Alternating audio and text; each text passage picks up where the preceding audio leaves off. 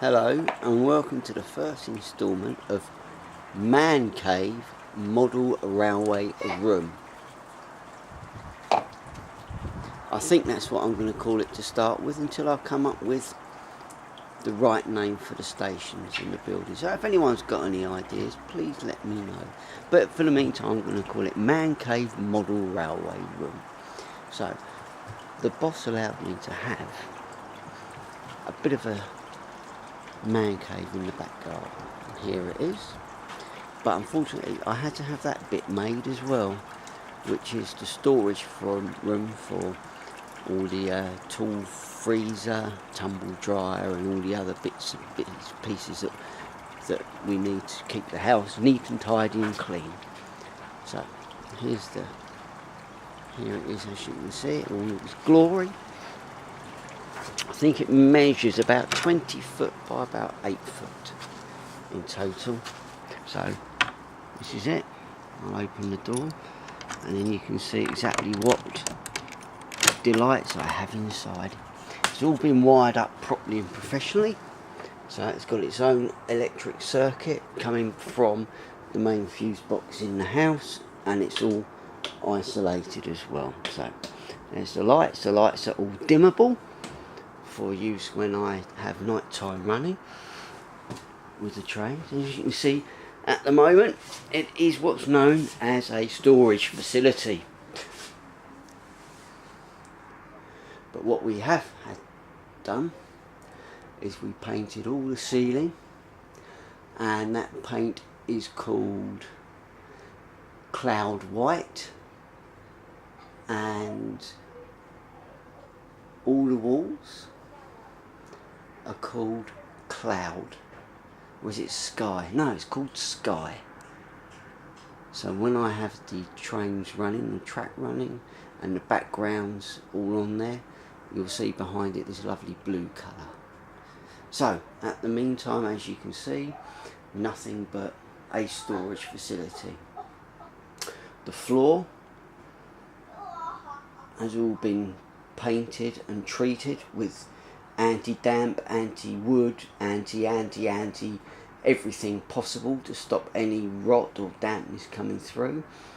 The actual man cave is built on what I would call stilts, so it actually does not sit on any flat concrete at all.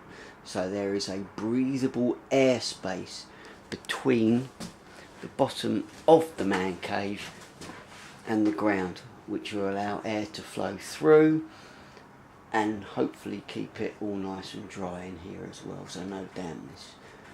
So this is it as it is. As you can see, I have had a bit of a dabble with some mock baseboards. That one is your obligatory 4 foot by 2 foot there, because we were just measuring what the width would be and the potential to walk through, no problem at all. And my wife, who unfortunately is in a wheelchair with MS, wants to pay me a visit every now and then in here, so I had to make sure that there was enough gap between the baseboards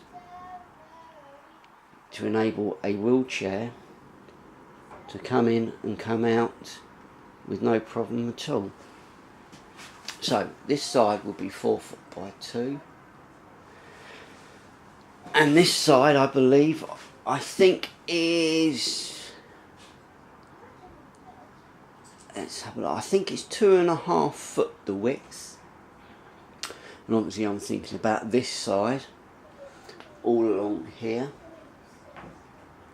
being the main station, through station, and probably terminus as well, and also have the locomotive depot further down, and this being like a little through station here, which then again, if I pan round, would then go up around the back to the main station, and across the doorway would be a hinge, and through that hinge I'm thinking about having a possible sort of river mouth type thing,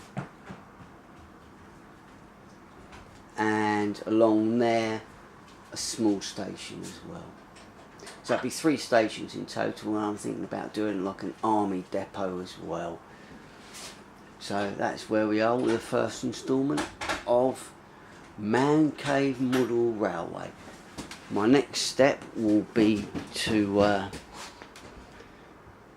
do the flooring to make it better soundproofing, and to just remember all the walls here have been insulated as well, so it's all got insulation between the walls, so it does keep it fairly warm in the winter.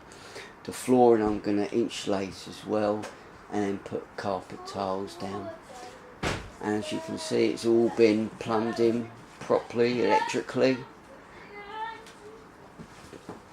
So there we have it. I will give you an update upon another time, but until then, that's the end of part 1 of Man Cave Model Railway.